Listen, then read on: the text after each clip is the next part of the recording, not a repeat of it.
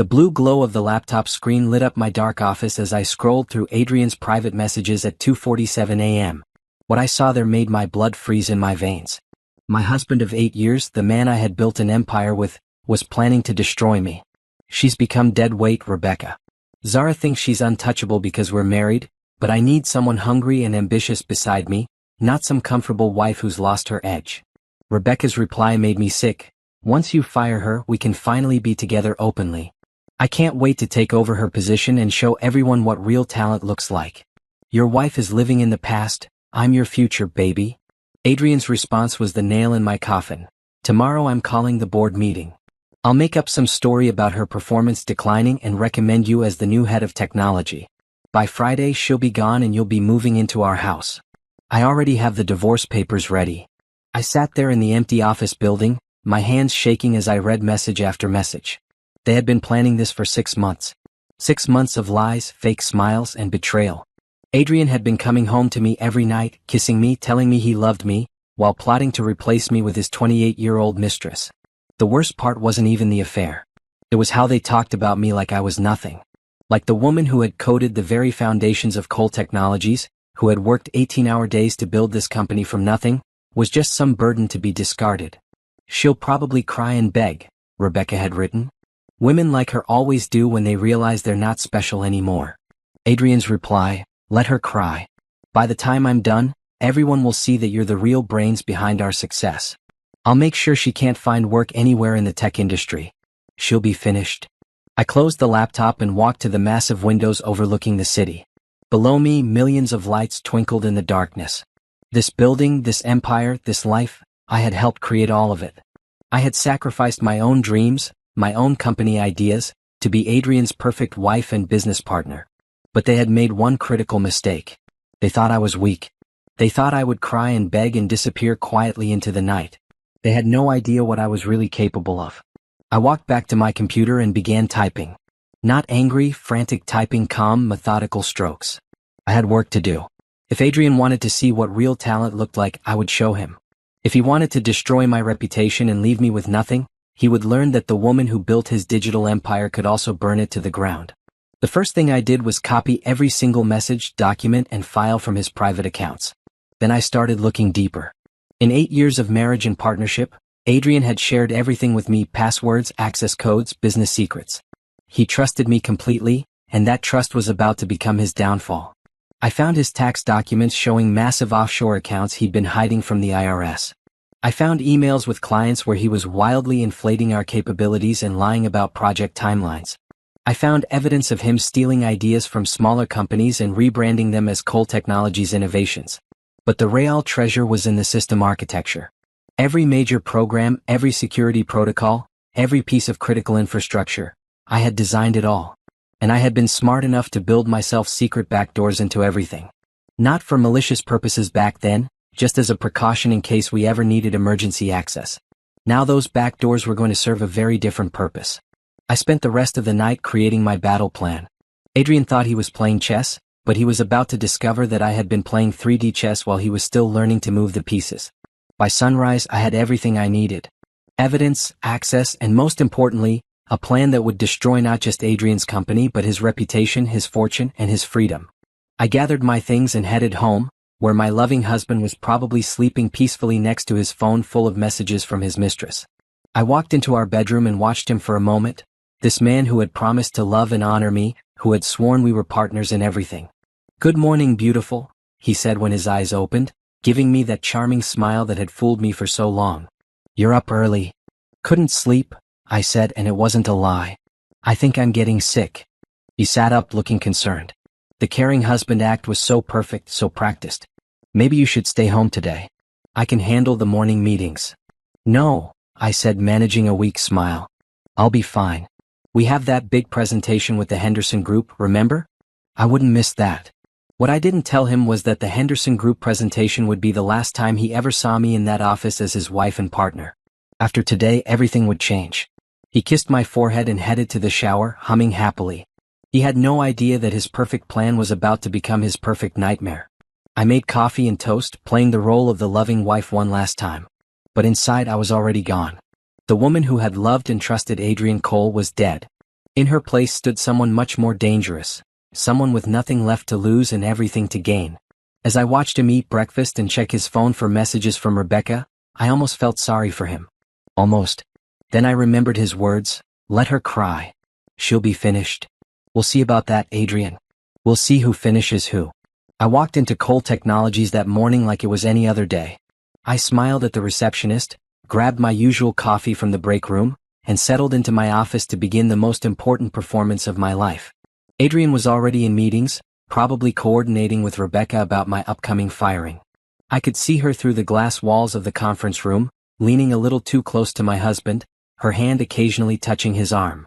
She was pretty, I had to admit, blonde, tall, with the kind of aggressive ambition that looked appealing until you realized it was built on stepping over other people. The first thing I did was start documenting everything.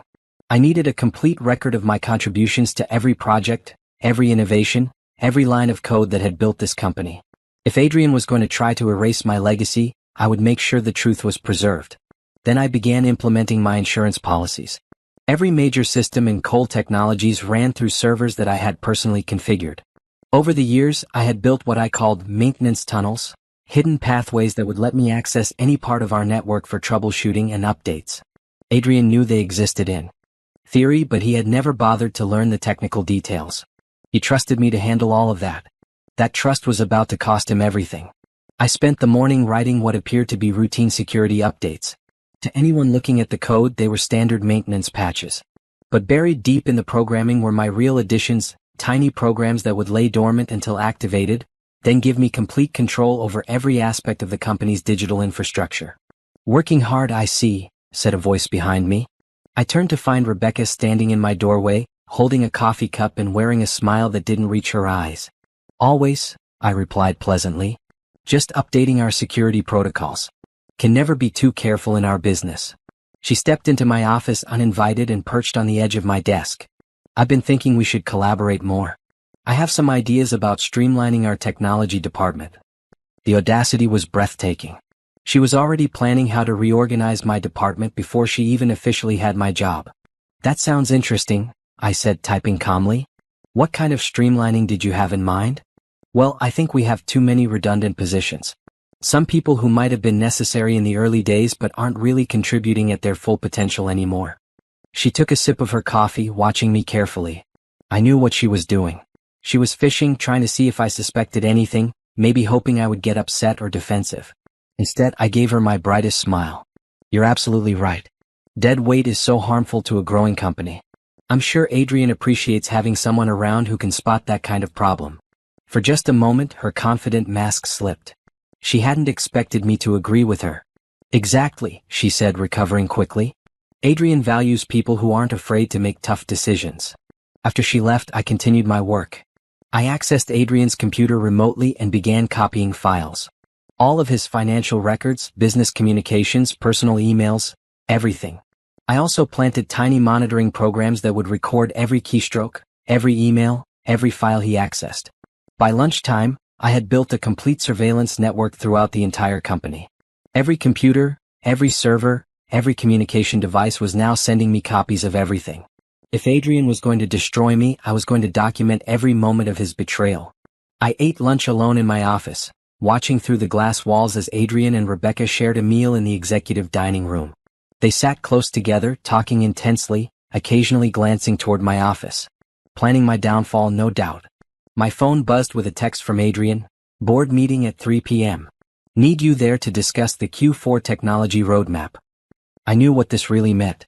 This was the meeting where he would announce my firing and Rebecca's promotion.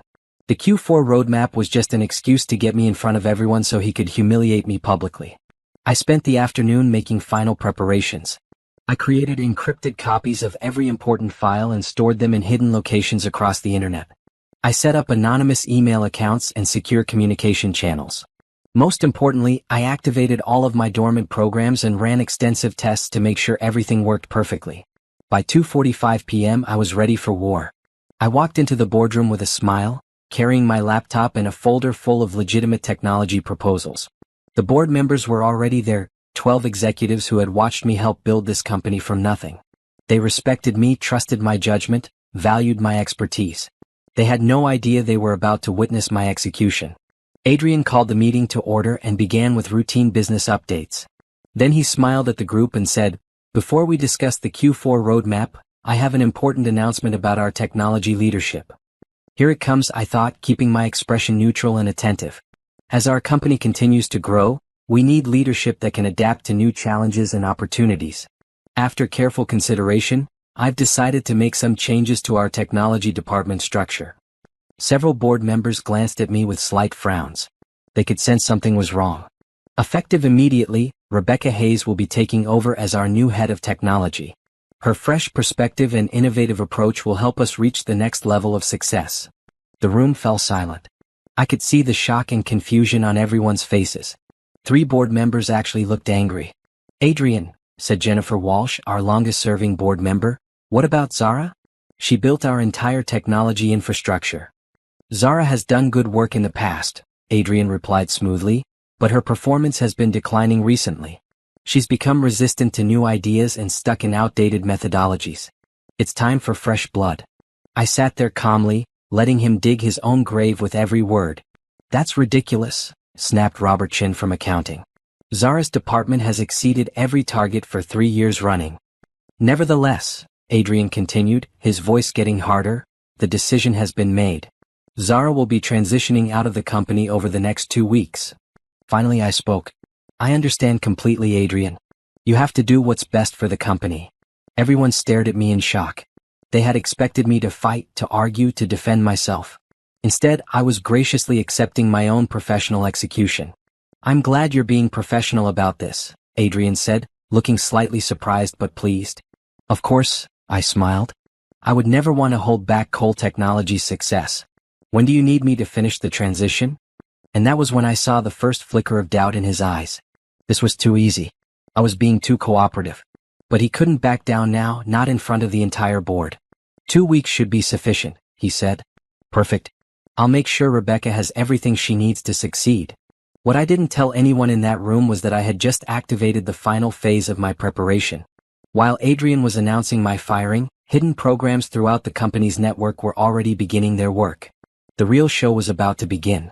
The next morning, I arrived at Cole Technologies knowing it would be my last day as Mrs. Adrian Cole, respected partner and technology leader. But I wasn't ready for the level of public humiliation Adrian had planned. "Good morning, Zara," said Patricia from HR, appearing at my office door at exactly 9 a.m. Behind her stood 2 security guards and Rebecca, who was carrying a box of office supplies. "We need to expedite your transition," Patricia continued awkwardly. "Adrian has decided that 2 weeks might create confusion about leadership roles." Translation: They wanted me gone immediately so Rebecca could take over without any awkward questions about qualifications or experience. "I understand," I said, beginning to pack my personal items. "Should I finish documenting the Henderson project handover first?" "That won't be necessary," Rebecca interjected, setting her box down on my desk like she already owned it. "I've been briefed on all current projects." The security guards stood there looking uncomfortable. They knew me, had worked with me for years, and clearly didn't understand why they were being asked to escort me out like a criminal. "Mrs. Cole," one of them said quietly, "we're sorry about this." "It's okay, Tony. Just doing your job." Word had spread quickly through the office. As I packed my belongings, employees kept walking by my office, staring in shock. Many of them owed their jobs to me. I had hired them, trained them, fought for their promotions and raises. Now they were watching me get thrown out like garbage. Adrian appeared in my doorway, flanked by 3 board members who looked deeply uncomfortable. "Zara, I hope you understand this is purely a business decision," he said loud enough for everyone in the nearby cubicles to hear. "Your contributions to the company have been adequate, but we need leadership that can take us to the next level." Adequate.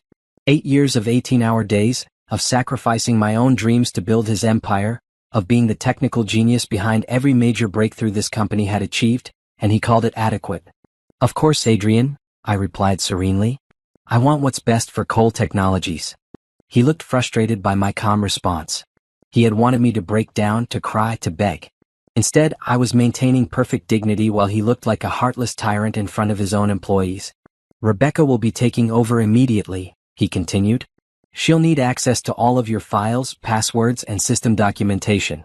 This was the moment I had been preparing for. I handed Rebecca a USB drive containing what appeared to be complete system documentation and access codes. What she actually received was a carefully crafted collection of false information, obsolete passwords, and programs designed to fail at critical moments. "Everything you need is on there," I said with a helpful smile. "The real passwords are in the encrypted files. The decryption key is New Beginnings 2024. Rebecca practically snatched the drive from my hand. "Thank you. I'm sure I'll be in touch if I need any clarification." "Actually," Adrian said, "we think it's better if there's a clean break. No contact with former employees about company business. Helps everyone move forward." In other words, he wanted to make sure I couldn't expose Rebecca's incompetence when she inevitably failed to understand systems that had taken me years to develop. I finished packing while they watched. Family photos, a few books, my favorite coffee mug, my small succulent plant. 8 years of my life reduced to a single cardboard box. As I walked through the office toward the elevator, employees lined up along the corridor. Some looked angry, some looked sad, but all of them looked shocked. Sarah from accounting was actually crying. "This is wrong," she whispered as I passed. "Take care of yourself, Sarah," I replied. "And remember what I taught you about backing up your work." The elevator ride down felt eternal. 2 security guards, my cardboard box, and the weight of 8 years ending in betrayal. When we reached the lobby, I could see more employees pressed against the windows above, watching my departure. Adrian and Rebecca were probably already in my office going through my files, planning how to take credit for my work. They thought they had won. They thought they had successfully erased me from Cole Technologies. They had no idea that I had just handed Rebecca a digital time bomb. The USB drive I gave her contained realistic-looking documentation that would work perfectly for about 2 weeks. Long enough for everyone to think the transition was going smoothly, long enough for Adrian to look like he had made a smart decision. Then, gradually, systems would start failing. Programs would crash at the worst possible moments. Security protocols would malfunction during client presentations. And Rebecca, with no real technical background beyond basic marketing databases, would have no idea how to fix any of it. I drove home to the house I had shared with Adrian for 5 years. The house where we had planned our future, where we had celebrated every business success, where I had trusted him completely. Walking through those rooms felt like visiting a museum of my former life. I went to his home office and sat at the desk where he had probably drafted my termination paperwork. His computer was still logged in. He never worried about security at home because he trusted his wife completely. I spent 2 hours copying every file from his personal computer. Financial records, personal emails, business communications, photos, documents, everything. Then I installed monitoring software that would forward copies of all his future digital activity to secure accounts I had created. If Adrian wanted to destroy me, I was going to document every moment of his own downfall. The house felt too quiet, too full of memories that now meant nothing. I packed some clothes and essential items, then went to stay in a hotel. I couldn't bear to sleep in the bed I had shared with a man who had been planning my professional murder for months. That night, I sat in my generic hotel room and watched the beginning of my revenge unfold in real time. Rebecca was already trying to access systems using the passwords I had given her. Most of them worked fine. I wasn't ready to tip my hand yet. But I could see her confusion as she tried to navigate programs that were far more complex than anything she had worked with before. She sent Adrian 3 emails that first evening, asking for clarification about various technical procedures. He forwarded them to the IT support team with a note. "Please assist Rebecca with any questions. She's still learning our systems." By the end of the week, Rebecca would be asking a lot more questions. By the end of the month, she would be desperate for help. And by the time they realized what was happening, it would be far too late to stop it. I ordered room service and opened my laptop.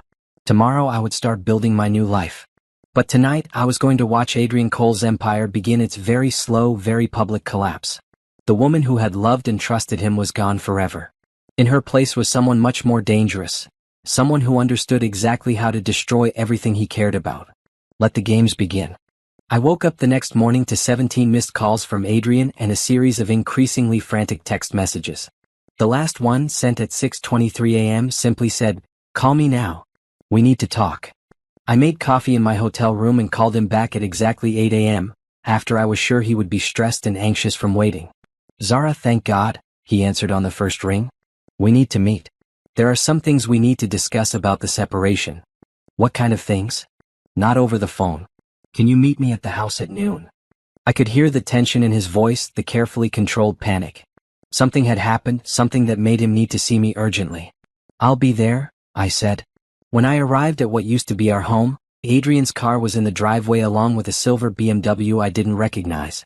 I used my key to enter and found Adrian in the living room with two men in expensive suits, lawyers from the look of them. "Zara, these are my attorneys," Adrian said without preamble. "We have some papers for you to sign." On the coffee table was a thick stack of documents. I sat down and began reading while the lawyers watched me carefully. It was a comprehensive divorce settlement that would give me essentially nothing. According to the papers, Adrian would keep the house, both cars, all business assets, and our investment portfolio. I would receive a one-time payment of $50,000 and my personal belongings. The document also included a non-disclosure agreement that would prevent me from ever discussing Cole Technologies' business or making any disparaging statements about Adrian or the company. "This is generous, considering your employment was terminated for cause," one of the lawyers said. "Mr. Cole is being very fair." I looked up at Adrian, who was pacing by the windows. He wouldn't meet my eyes. "Adrian," I said quietly, "we built that company together. Half of everything we have came from my work."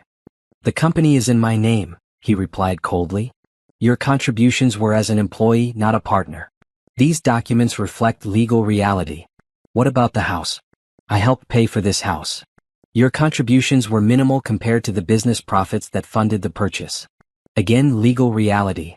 I stared at this man who had shared my bed for 8 years, who had promised to love and honor me, who had sworn we were partners in everything.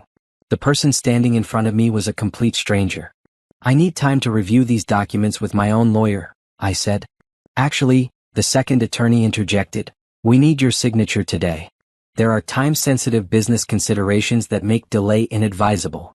Translation: they wanted me to sign before I could get proper legal representation or fully understand what I was giving up. What if I don't sign? Adrian finally looked at me directly, and what I saw in his eyes was pure contempt. "Then we go to court, where you'll lose anyway, and you'll end up with even less after paying legal fees. The business is mine, Zara. You were just an employee who happened to be married to the boss." I looked around our living room, the furniture we had picked out together, the artwork we had collected on our anniversaries, the photos from happier times when I thought we were building something permanent together.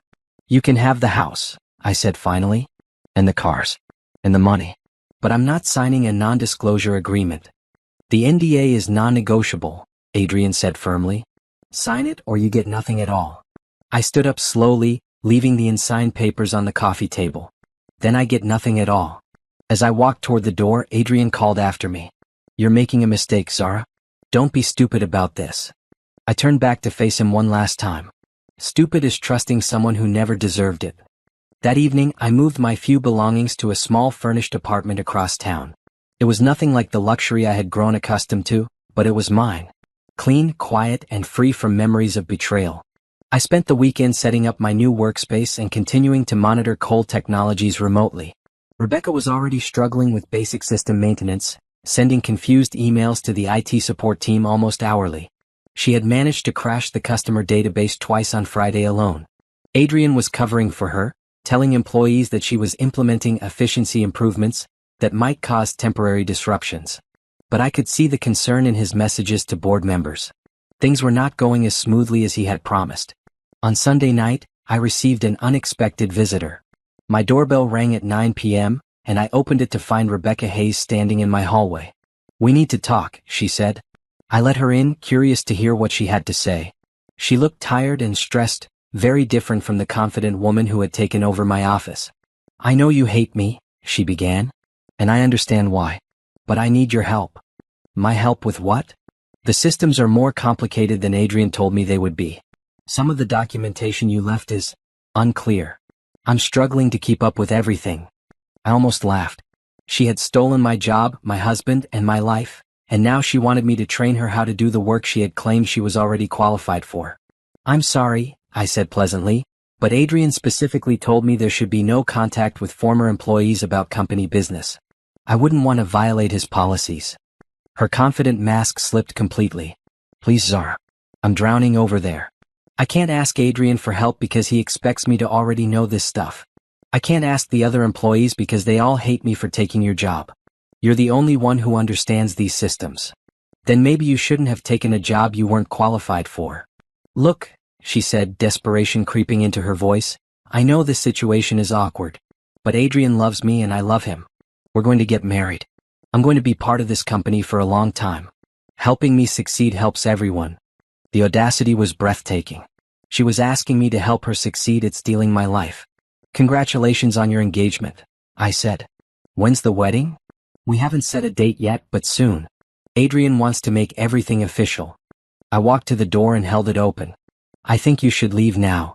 She stared at me for a long moment, maybe hoping I would change my mind. When she realized I wasn't going to help her, her expression hardened. Fine, she said.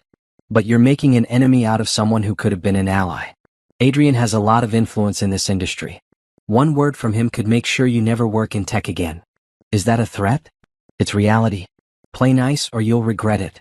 After she left, I sat in my small apartment and smiled for the first time in days. Rebecca was already cracking under pressure, and I hadn't even started the real sabotage yet. She had no idea that everything she was struggling with now was just the warm-up act. The main event was still to come. Living in my small apartment, surrounded by boxes and the remnants of my former life, I spent the next week mapping out every detail of Adrian's destruction. I had lost weight, sleeping only a few hours each night, but my mind had never been clearer. Revenge required precision, patience, and perfect planning. I spread printouts across my kitchen table, organizational charts, financial records, client contracts, system architecture diagrams. Everything I needed to understand exactly how to bring down Cole Technologies without leaving any trace back to me. The company had 3 critical vulnerabilities that Adrian had never bothered to secure properly because he trusted me to handle all technical security. First, the client data management system that stored sensitive information for major corporations. Second, the financial processing software that handled millions of dollars in transactions daily. Third, the backup and recovery systems that were supposed to protect everything. I had built all of these systems with hidden administrative access that only I knew about. They were designed to be undetectable and virtually impossible to remove without completely rebuilding everything from scratch, something that would take months and cost millions. But destruction wasn't enough. I wanted Adrian to suffer the way he had made me suffer. I wanted him to lose everything that mattered to him. His money, his reputation, his freedom, and his precious Rebecca. The first phase would target Rebecca directly. I would make her look incompetent and unreliable, turning Adrian's board of directors against her. The second phase would expose Adrian's financial crimes to federal investigators. The third phase would destroy the company's ability to function, driving away clients and investors. By the time I was finished, Cole Technologies would be a smoking crater and Adrian would be in federal prison. I started with Rebecca's email account. She was using the same password for everything, her birthday plus her initials, like an amateur. Within minutes, I had complete access to all her communications. Reading through her messages, I discovered something interesting. Rebecca wasn't just incompetent, she was actively embezzling money from the company. She had been inflating vendor invoices and keeping the difference, skimming from petty cash accounts, and charging personal expenses to the company credit card. It was small-scale theft compared to Adrian's major financial crimes, but it was documented proof that his precious new girlfriend was a criminal. Even better, her sloppy methods meant she had left a clear paper trail that any competent investigator would find easily. I also found messages between Rebecca and her friends where she bragged about landing the rich husband, and described her plans to get rid of his boring wife and take over everything. She had screenshots of our house, our cars, even photos of jewelry that she planned to inherit after the divorce. The woman wasn't just stealing my life, she had been planning it like a military campaign. But the most valuable discovery was in her communications with Adrian. He had been lying to the board about Rebecca's qualifications, forging recommendation letters, and actually having other employees do her work while she took credit. He was so obsessed with this woman that he was committing fraud to make her look competent. I printed everything and organized it into neat files. Phase 1 of my revenge would be anonymously sending all of this evidence to the board of directors, the IRS, and the FBI. Let them sort out how much damage Adrian was willing to accept to protect his criminal girlfriend. Phase 2 required more sophisticated planning. Adrian's major financial crimes were hidden in offshore accounts and shell corporations that I had helped him set up back when I thought we were building a legitimate business together. He had been evading taxes for years, hiding profits, and paying bribes to secure government contracts.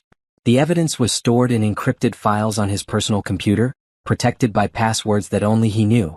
Except that I had installed monitoring software that recorded every keystroke he made, including those passwords. I spent 3 days copying and organizing 5 years' worth of financial crimes. Tax evasion totaling over $8 million. Bribery of federal officials. Money laundering through fake consulting contracts. Embezzlement from company pension funds. Any one of these crimes would put Adrian in federal prison for years. All of them together would guarantee he spent the rest of his life behind bars. Phase 3 was the most complex because it required destroying Cole Technologies without hurting the innocent employees who still worked there. I didn't want Sarah from accounting or Tony from security to lose their jobs because of Adrian's crimes. So I developed a plan that would gradually drive away the company's major clients while preserving the smaller accounts and individual employees' reputations. The key was making it look like Adrian's leadership was failing, not sabotaging the workers themselves. I identified the 12 largest corporate clients that generated 80% of Cole Technologies' revenue. Each one had specific technical requirements and performance standards that were spelled out in their contracts. If the company failed to meet those standards, the clients could terminate their agreements without penalty. I wrote programs that would cause subtle but critical failures in the services provided to these major clients. Nothing dramatic, just consistent problems that would make the clients lose confidence in the company's reliability. Database queries that ran slightly slower than specified. Security updates that were delayed by just enough to violate contract terms. Backup systems that worked perfectly but generated false error reports. Each client would experience different problems at different times, making it impossible to identify a pattern or single cause. It would just look like Cole Technologies was falling apart under Adrian's leadership. The beauty of this approach was that it would take months to fully destroy the company, giving employees time to find new jobs while systematically dismantling Adrian's empire. By Friday of that week, I had everything ready. 3 phases of revenge that would unfold over the next 6 months, each designed to cause maximum damage to Adrian and Rebecca while protecting everyone else. I sealed the evidence files in multiple envelopes addressed to the FBI, IRS, SEC, and every member of Cole Technologies' board of directors. Then I wrote a detailed letter explaining exactly who Adrian Cole really was and what he had done to his wife, his company, and his investors. The letters would be mailed from different locations over the next month, creating the impression that multiple whistleblowers were coming forward independently. By the time investigators started looking into Adrian's activities, they would find so much evidence that building a case would be effortless. I made myself dinner and ate it slowly, savoring the anticipation of what was coming. Tomorrow, I would mail the first batch of evidence and activate the initial programs that would begin Rebecca's professional downfall. Adrian thought he had won. He thought he had successfully discarded his inconvenient wife and replaced her with a younger, more exciting model. He had no idea that the woman he had betrayed was about to become his worst nightmare. The real game was about to begin and I was playing to win. Monday morning, I mailed the first batch of evidence from a post office across town. 3 packages containing proof of Rebecca's embezzlement and Adrian's fraudulent hiring practices, addressed to different board members. I had timed everything carefully. They would arrive on Wednesday, giving me 2 days to set up the technical side of my revenge. From my apartment, I logged into Cole Technologies' network using my hidden backdoors and began implementing Phase 1. I started small, with subtle problems that would make Rebecca look incompetent without causing major damage to the company. The first target was the Henderson Group presentation that Rebecca was supposed to deliver on Wednesday. It was a $2.3 million contract renewal that should have been routine, but I made sure it would be anything but. I programmed the presentation software to randomly skip slides, display incorrect data charts, and crash at critical moments. To anyone investigating later, it would look like Rebecca had used outdated software or failed to properly test her equipment. Next, I targeted the customer service database that Rebecca was supposed to have updated with new client information. I introduced subtle errors that would cause lookup failures and generate incorrect reports. Again, it would appear to be the result of poor training or carelessness on Rebecca's part. Tuesday afternoon, I received a call from an unknown number. Against my better judgment, I answered. "Zara, it's Patricia from HR. I hope you're doing well." Patricia had always been kind to me, and I could hear the discomfort in her voice. "I'm fine, Patricia. What can I do for you?" "I'm calling because we've had some irregularities in the transition process. Some of the documentation you left for Rebecca seems to have gaps or errors. Would you be willing to consult on a few technical issues?" So it was starting already. Rebecca was failing so badly that they were swallowing their pride and asking for my help. "I'm sorry, Patricia, but Adrian made it very clear that there should be no contact between me and the company. I wouldn't want to violate his policies. Yes, but this is really just a one-time consultation. We could pay you as an independent contractor. Has Adrian approved this? There was a pause. Not exactly. But Rebecca is struggling and we have some important presentations this week. I almost felt sorry for Patricia. She was caught between Adrian's ego and Rebecca's incompetence, trying to prevent a disaster that was going to happen regardless. I understand your situation, Patricia, but I can't help. Adrian was very specific about wanting a clean break.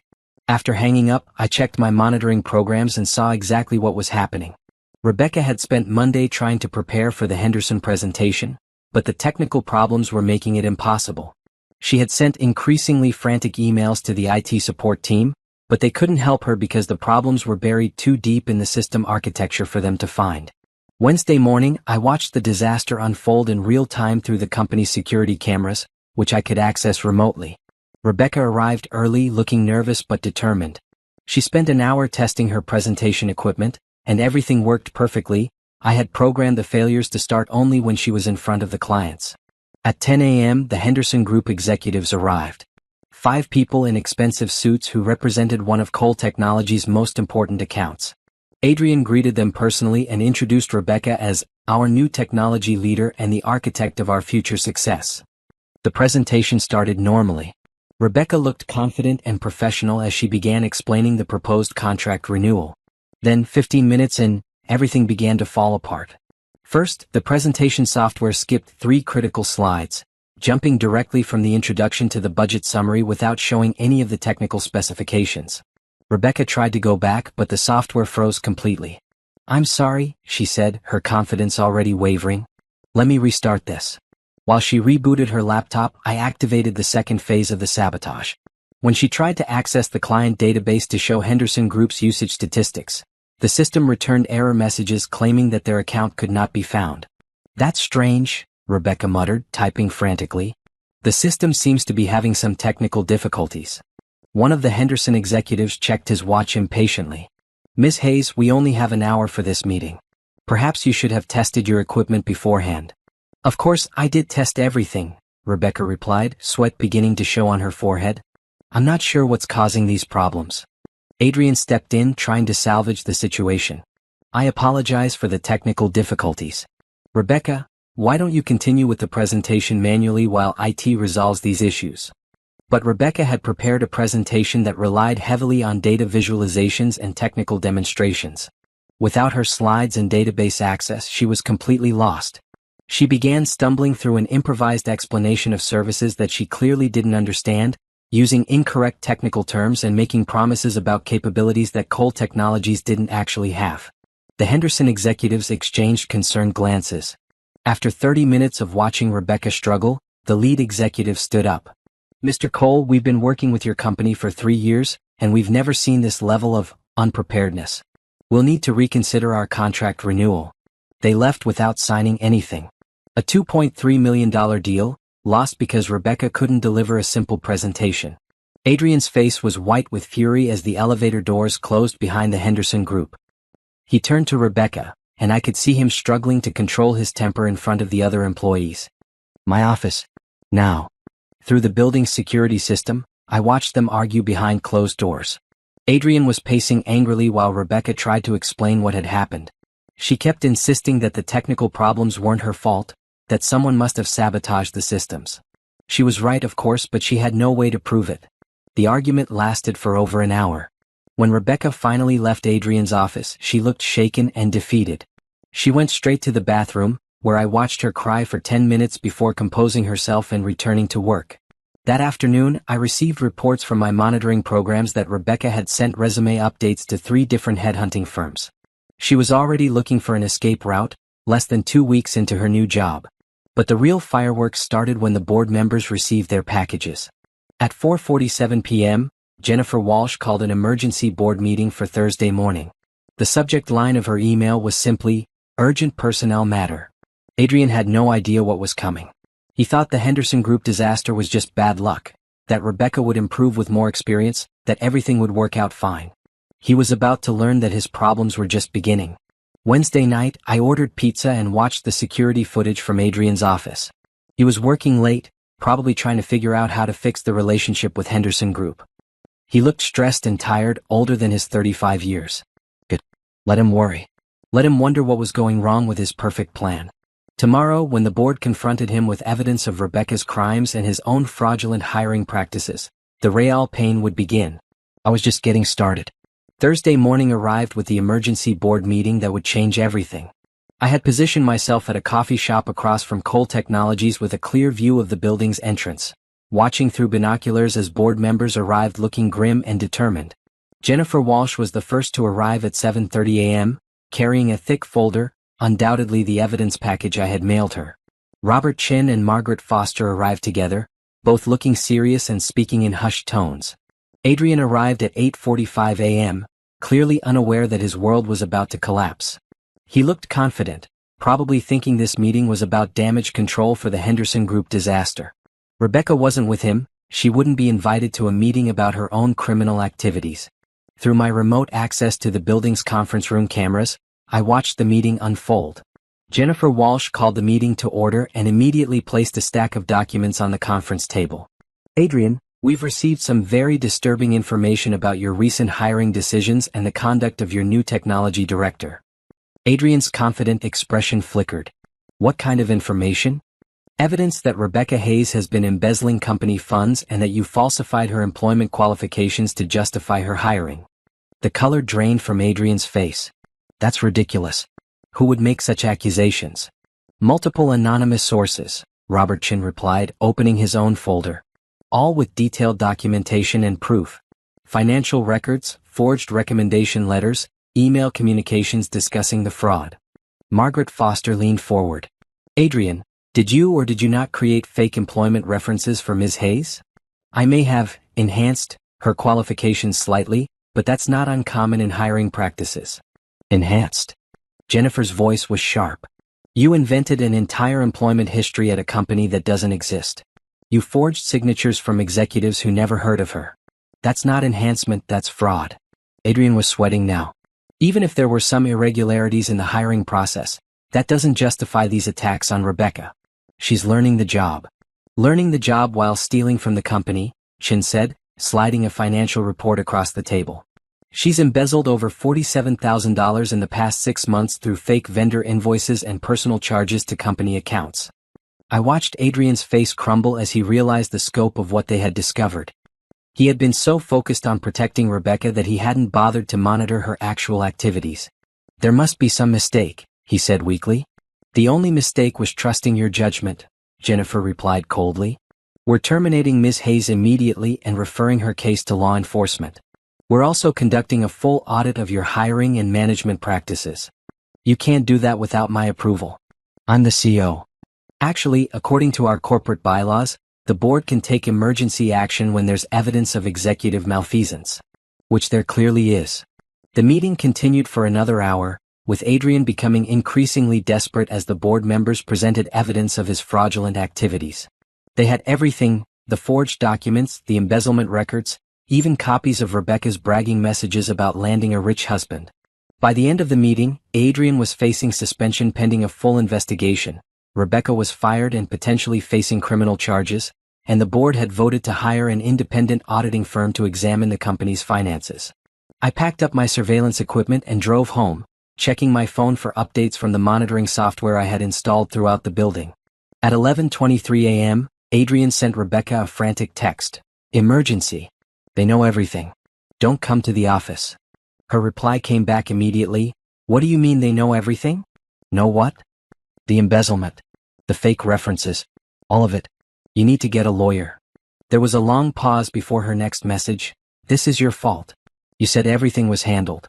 You said I was safe. We'll figure this out. Just stay calm and don't talk to anyone. Don't tell me to stay calm. My career is ruined because you couldn't keep your mouth shut. Their text conversation continued throughout the day, becoming increasingly hostile as Rebecca realized that Adrian couldn't protect her from the consequences of her actions. By evening, she was threatening to expose his other illegal activities if he didn't find a way to fix the situation.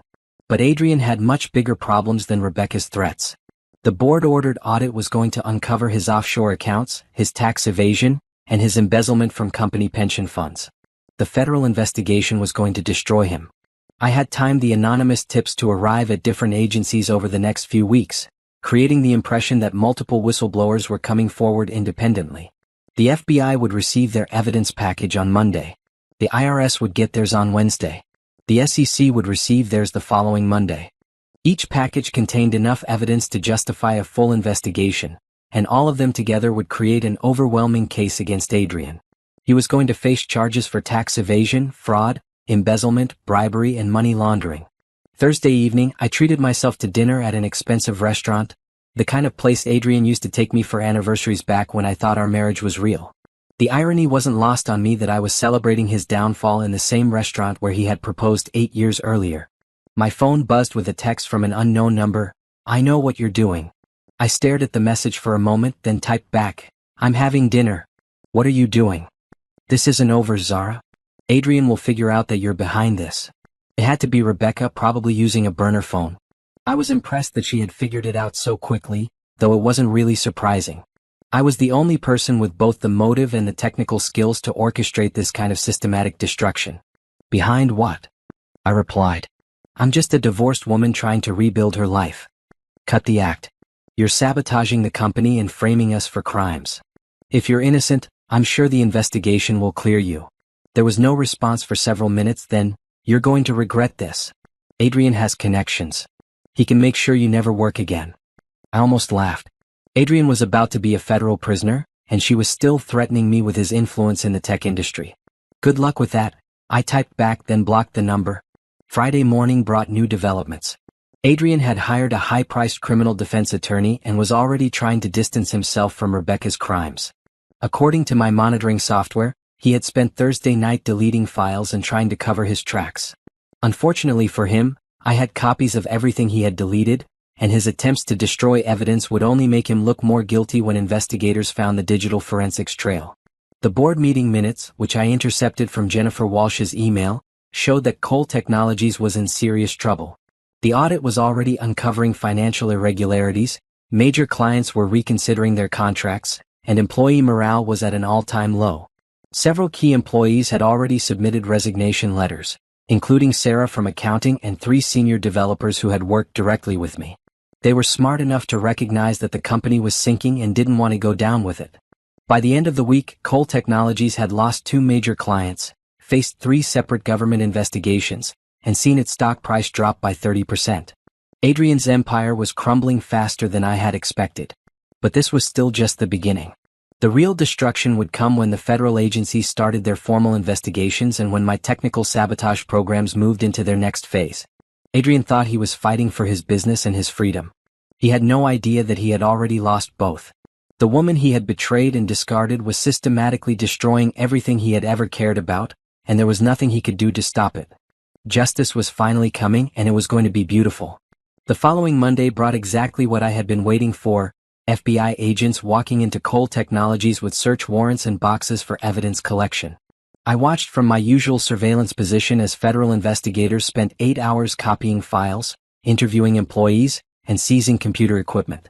Adrian's expensive lawyer was there within an hour, but it was too late. The anonymous tips I had sent were so detailed and well documented that the FBI had been able to get warrants for everything: computers, financial records, offshore account information, personal communications. Through my monitoring systems, I watched Adrian pace his office like a caged animal while agents methodically dismantled his digital empire. They copied every file, every email, every financial transaction from the past 5 years.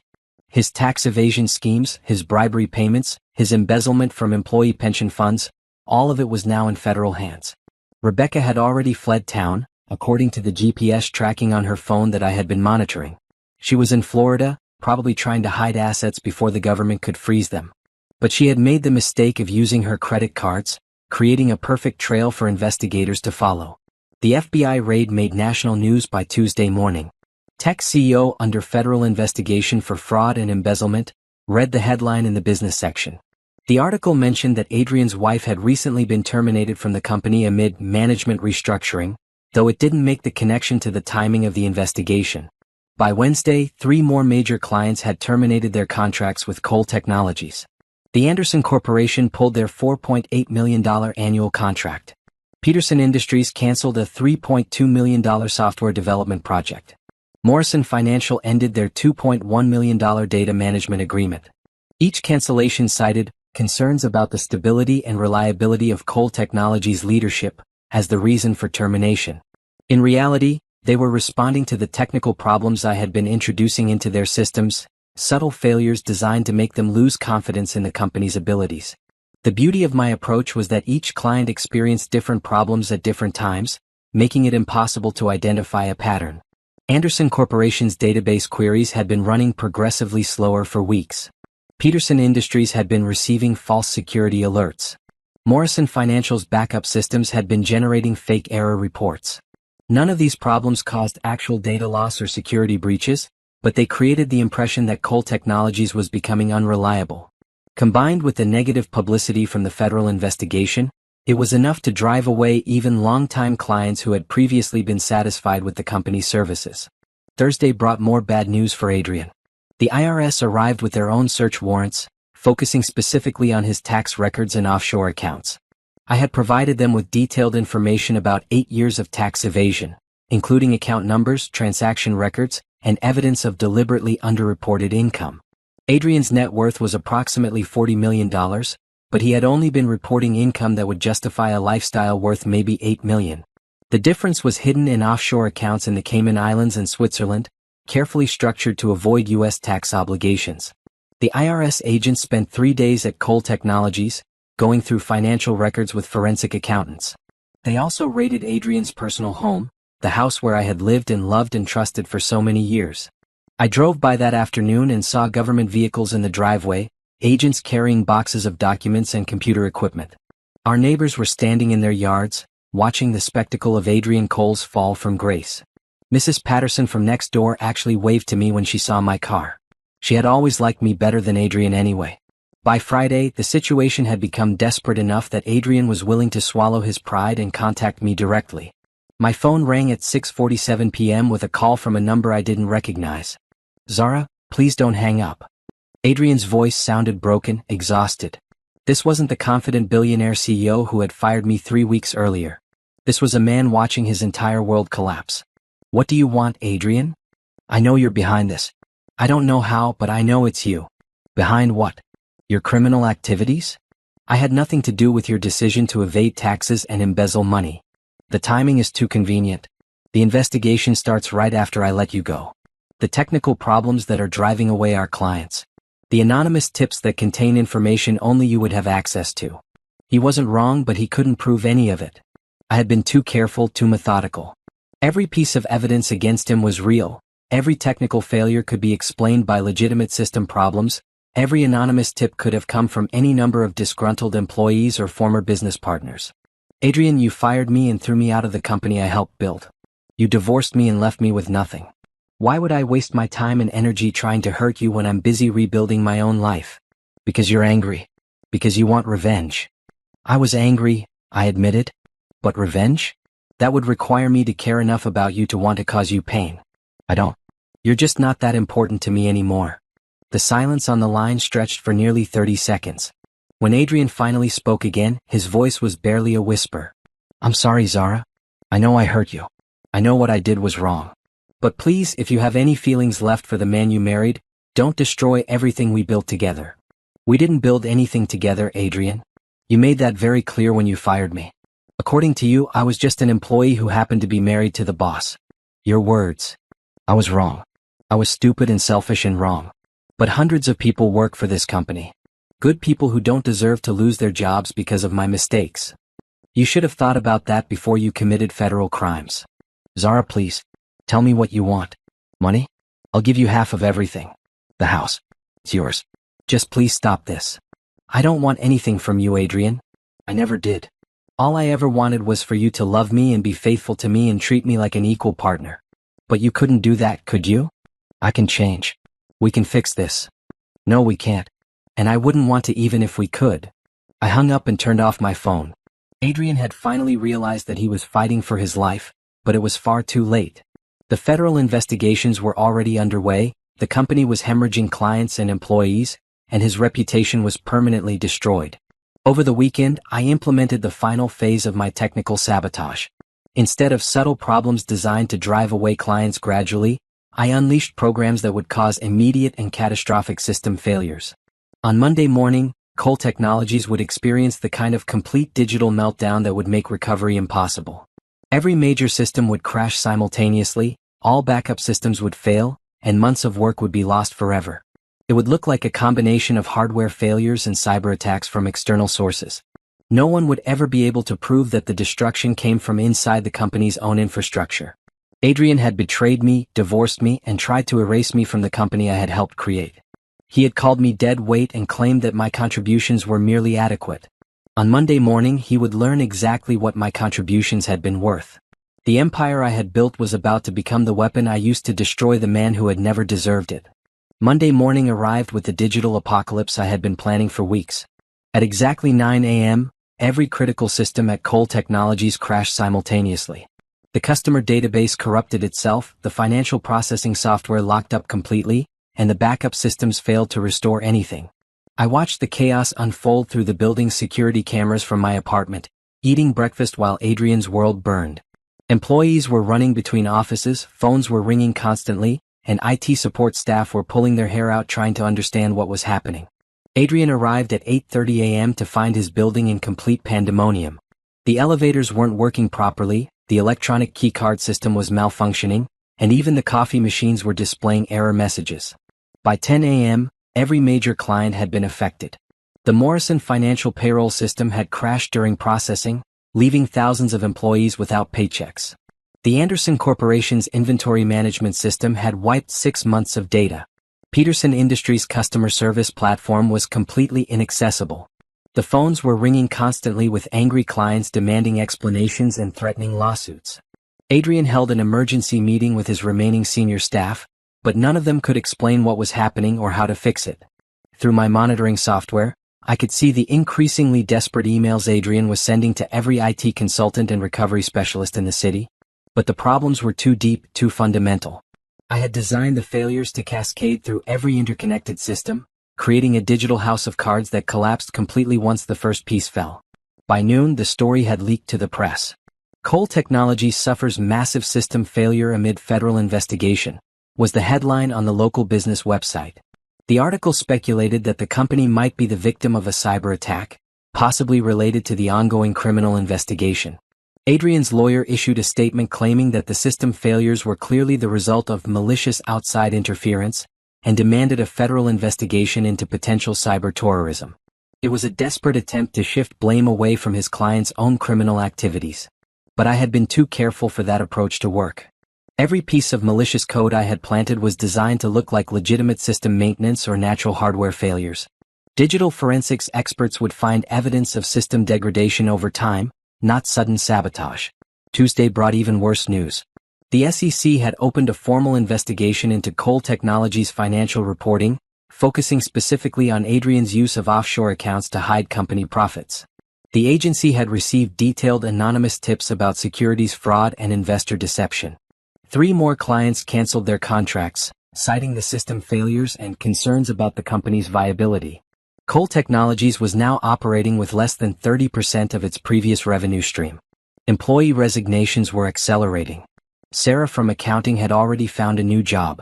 Tony from security was interviewing with other firms.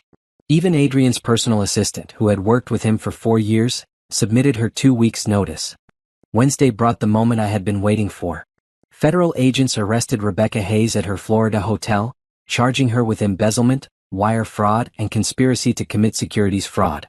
Her mugshot appeared on news websites by evening, blonde hair disheveled, makeup smeared, looking nothing like the confident woman who had stolen my job. According to the arrest report, Rebecca had been caught trying to transfer money from hidden accounts to offshore banks. She had also been recorded by federal wiretaps discussing plans to flee the country with stolen company funds. The arrest warrant included charges that surprised even me. Apparently, Rebecca had been embezzling money not just from Cole Technologies, but from 2 previous employers as well. She was a career criminal who had targeted wealthy executives for years, using romantic relationships to gain access to company resources. Adrian wasn't her first married victim. She had a pattern of seducing married businessmen, getting herself hired at their companies, stealing money, and disappearing when the relationships ended. The FBI had been tracking her activities across multiple states for over 2 years. The revelation that his precious Rebecca was a professional con artist hit Adrian harder than all the financial and legal problems combined. According to my email monitoring, he spent Wednesday night drinking alone in his office, sending rambling messages to his lawyer about how he had been manipulated and deceived. Thursday morning brought the final blow. Federal agents arrested Adrian at his home on charges of tax evasion, wire fraud, embezzlement, and conspiracy to commit securities fraud. The arrest warrant detailed 8 years of criminal activity totaling over $12 million in stolen funds and unpaid taxes. I watched the news coverage from my small apartment, finally allowing myself to feel satisfaction as Adrian was led away in handcuffs. The confident CEO who had called me dead weight was now facing 30 years in federal prison. The news report mentioned that Adrian's wife had been previously terminated from the company amid management changes, but didn't make the connection between my firing and the subsequent investigation. To the outside world, I was just another casualty of Adrian's poor business decisions. Cole Technologies officially declared bankruptcy on Friday morning. The combination of criminal investigations, client departures, and system failures had made the company financially unviable. Over 200 employees would lose their jobs, though most of them had already found new positions elsewhere. The bankruptcy filing included a detailed inventory of company assets, which would be sold to pay creditors and legal fees. Adrian's personal assets had been frozen by federal authorities, including the house where we had lived together and all of his luxury cars. Friday afternoon, I received a call from Jennifer Walsh, the board member who had led the investigation into Rebecca's crimes. Zara, I wanted to reach out and apologize. The board realizes now that your termination was completely unjustified. Adrian's actions were motivated by his personal relationship with Ms. Hayes, not by any legitimate business concerns. I appreciate you saying that, Jennifer. We're all deeply sorry that you got caught up in this situation. If there's anything we can do to help with your career transition, please let us know. Thank you, but I'm doing fine. I've actually started my own consulting firm. That's wonderful. I'd love to discuss some potential projects with you when things settle down. After hanging up, I walked to my window and looked out at the city where I had spent 8 years building someone else's dream. Adrian's empire was gone, reduced to bankruptcy paperwork and federal criminal charges. Rebecca was in jail awaiting trial. The company that had fired me no longer existed. But I was still here. Still standing. Still moving forward. Saturday morning, I received one final message from Adrian. He had somehow gained access to a phone in federal custody and sent me a single text. I know it was you. I replied, good luck proving it. Then I blocked his number and deleted our entire conversation history. Adrian Cole was no longer my problem. He was the federal government's problem now. Sunday evening, I sat in my small apartment reviewing job offers from 3 different companies and 2 consulting opportunities. My reputation in the tech industry hadn't been damaged by Adrian's downfall. If anything, people seemed to view me as another victim of his criminal behavior. I had emerged from the wreckage of my marriage and career with my professional integrity intact, my technical skills in high demand, and a growing bank account from my consulting work. Adrian, meanwhile, was facing decades in prison, complete financial ruin, and the knowledge that the woman he had betrayed was now thriving without him. Justice had been served, and it was more satisfying than I had ever imagined. 6 months later, I stood in the conference room of my new company, Zara Thompson Cybersecurity Solutions, looking out at the team of 12 brilliant engineers I had assembled from the wreckage of Cole Technologies. Sarah from accounting had joined as my CFO. Tony from security was now my head of physical security operations. 3 of Adrian's best developers had signed exclusive contracts with my firm. We had just closed our biggest deal yet, a $3.2 million contract with Morrison Financial to rebuild their entire data management infrastructure. The same company that had lost millions when Cole Technology systems crashed was now paying me to fix the problems I had created. The irony was perfect. The Morrison contract puts us at $8.7 million in signed business for our first 6 months, Sarah announced to the team. We're officially profitable and ahead of all projections. Applause filled the room. These people had lost everything when Adrian's empire collapsed, but they had landed on their feet with better jobs, better pay, and equity stakes in a company that actually valued their contributions. I had kept my promise to protect the innocent employees who had suffered because of Adrian's crimes. Every person who had worked directly with me at Cole Technologies had received job offers from my new company or recommendations to other firms. None of them had been unemployed for more than 2 weeks. My phone buzzed with a news alert. Former Cole Technologies CEO Adrian Cole sentenced to 22 years in federal prison. The accompanying article detailed his conviction on all charges: tax evasion, wire fraud, embezzlement, and conspiracy to commit securities fraud. The judge had called his crimes a betrayal of the employees and investors who trusted him to act with integrity. Rebecca Hayes had been sentenced to 8 years in prison after pleading guilty to embezzlement and fraud charges spanning multiple companies. The article mentioned that she was also facing charges in 3 other states for similar crimes against other executives. Adrian's sentencing hearing had been closed to the public, but according to court records, he had attempted to claim that he was the victim of a sophisticated sabotage campaign by a disgruntled former employee. The judge had dismissed these claims as desperate attempts to avoid responsibility for his own criminal actions. I forwarded the news article to my team with a note: "Justice served. Now let's get back to building something better." That evening, I drove to the Harbor restaurant where Adrian and I had celebrated our 3rd wedding anniversary. It seemed appropriate to close this chapter of my life in a place that held memories of happier times. I ordered the same wine we had shared that night, a bottle of Caymus Cabernet that cost more than I used to spend on groceries in a month. Back then, I had felt guilty about the expense. Now I could afford it easily. My phone rang as I was finishing dinner. The caller ID showed a number I recognized: Adrian's mother, calling from the federal prison where she had been visiting her son. "Zara, I hope you don't mind me calling. Adrian gave me your number." Mrs. Cole had always been kind to me, and I could hear the pain in her voice. "Of course not, Mrs. Cole. How are you holding up?" "Not well, as you might imagine. I visited Adrian today and he's not doing well in prison. He keeps saying that someone destroyed his company deliberately, that he didn't do anything worse than any other businessman. I'm sorry he's having a difficult time, but he did commit serious crimes." "I know that. I'm not defending what he did. But Zara, he keeps mentioning you. He seems to think that you were involved in exposing his illegal activities." I took a sip of wine and watched the sunset over the harbor. "Mrs. Cole, I was fired from that company and divorced by your son. I had no access to company information and no ability to influence any government investigations." That's what I told him. "But he's convinced that you somehow orchestrated his downfall. He talks about it constantly." Adrian needs to accept responsibility for his own actions. Blaming other people isn't going to help him adjust to prison or rebuild his life when he gets out. "You're right, of course. I wanted to ask if you could visit him. Maybe if you talk to him, he could find some peace and move forward." The request was so absurd that I almost laughed. Adrian wanted me to visit him in prison so he could continue trying to blame me for consequences of his own crimes. "I'm sorry, Mrs. Cole, but I don't think that would be helpful for anyone. Adrian and I are divorced. We have no relationship anymore." "I understand. I just thought, well, you loved him once." "I did love him. But the man I loved never existed. The real Adrian Cole is exactly where he belongs."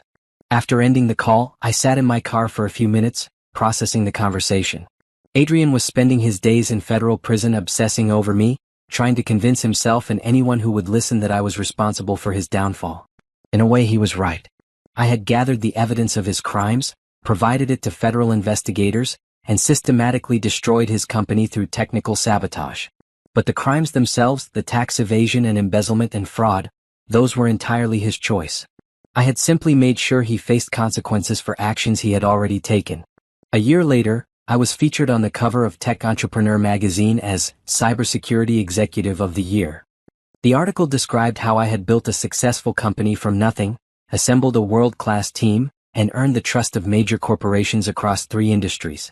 There was one paragraph about my previous employment at Cole Technologies, describing me as another victim of the company's criminal leadership, who had risen above adversity to build something better. The journalist had asked about Adrian during our interview, wondering if I felt vindicated by his conviction and imprisonment. I had simply said that I didn't spend time thinking about the past, I was too busy building the future. Which was true. Adrian Cole was no longer part of my life in any meaningful way. He was just a cautionary tale about what happens when people mistake power for wisdom and cruelty for strength. I kept the magazine cover in my office, not as a symbol of revenge, but as a reminder of what was possible when you refuse to let other people define your worth. 2 years later, Sarah knocked on my office door with a bottle of champagne and a huge smile. "We just signed the Peterson Industries contract. $18 million over 3 years. Peterson Industries, another former Cole Technologies client that was now paying my company to provide the services Adrian's firm had failed to deliver. We were literally profiting from his mistakes while providing better service at competitive prices. That puts us at $43 million in annual revenue, Sarah continued. We're officially one of the fastest growing cybersecurity firms in the country. That evening, I treated my entire team to dinner at the most expensive restaurant in the city. 47 people who had built something extraordinary together, who had turned professional catastrophe into personal triumph. During the toasts, I thought about Adrian sitting in his prison cell, probably still convinced that his downfall was someone else's fault. He would be eligible for parole in 18 years, assuming good behavior. By then, he would be in his 50s, his prime earning years gone, his reputation permanently destroyed. Meanwhile, I would be running a company worth hundreds of millions of dollars, employing thousands of people, and protecting businesses from the kinds of threats Adrian had never understood. I raised my glass to the team that had helped me build this new life. To second chances, I said. And to proving that sometimes the best revenge is simply living well. The story of my marriage to Adrian Cole had ended in betrayal and divorce. But my story, the story of Zara Thompson, entrepreneur and cybersecurity expert, was just beginning. And it was going to be magnificent.